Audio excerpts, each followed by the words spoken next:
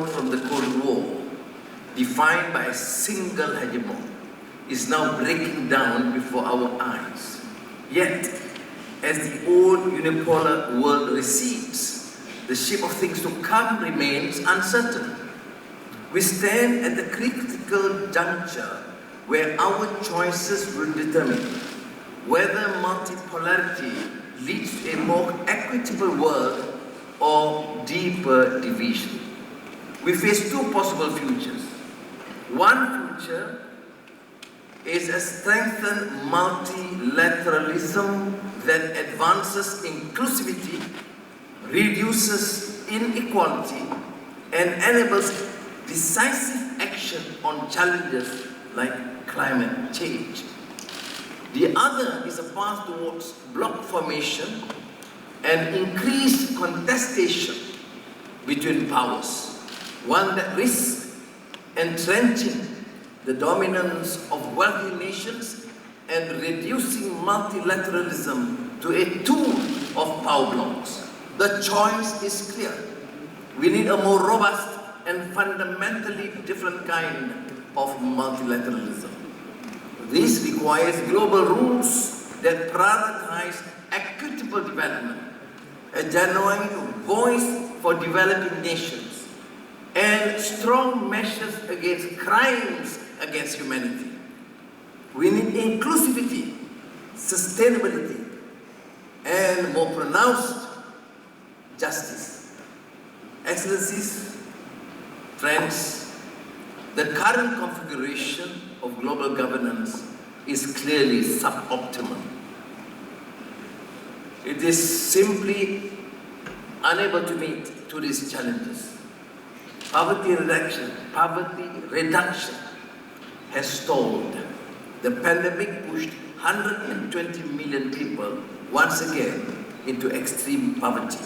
If it is 121 or 22, you blame KRI, because I asked them to check the figures. Now, the first global rise in poverty in 20 years. Today, almost a tenth of humanity lives in extreme poverty. By 2030, 600 million may face hunger. At current rates, ending extreme poverty will take decades. These outcomes are not coincidental. They arise from a system that was not designed to be inclusive. The Global South faces challenges shaped by policies made without its full participation.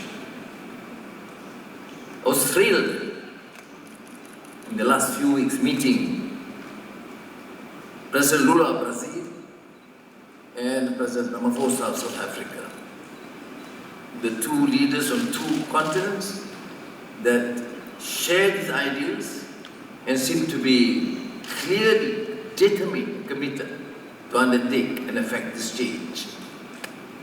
Climate impacts, conflicts, economic instability, and cycles of debt have all been worsened by this exclusion. We stand, therefore, at a critical juncture for global justice.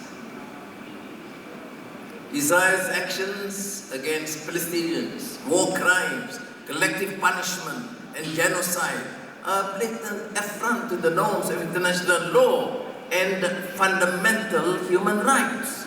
These acts strike at the very foundations of the global order we all depend on. History has shown us the power of moral solidarity.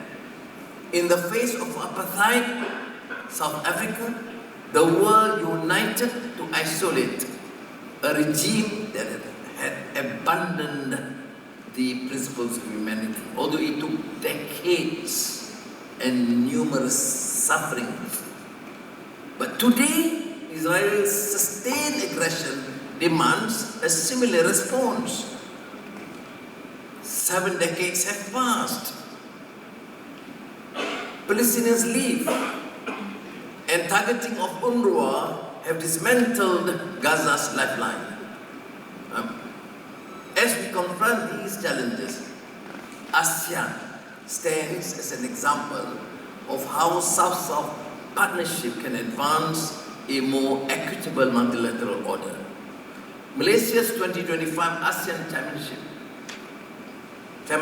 theme of inclusivity and sustainability represents a direct challenge to systems that marginalize developing nations.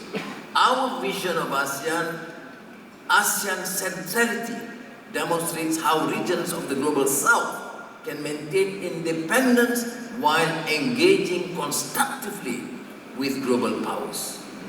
Malaysia's engagement with BRICS is based on our recognition that as a rising upper middle income nation, we share common economic concerns with other rising economic powers. Countries such as Brazil, Russia, India, China, South Africa, and other members of BRICS represent enormous market opportunities. Now, ladies and gentlemen, as the world becomes more uncertain, Malaysia must use every regional and international platform available to address shared concerns directly with key partners. However, promises of reform will remain mere platitudes if we cannot translate them into concrete action. When nations perpetrate violence and suffering with impunity, when millions remain trapped in poverty, and when climate disasters devastate vulnerable communities, these are policy and moral failures that demand our immediate response. The time for half measures and incremental changes have passed. The choice before us is clear. Continue with a system that marginalizes most of humanity, or build a new order founded on genuine partnership, shared prosperity, and sustainable development. We must act boldly to create the future our world so desperately needs.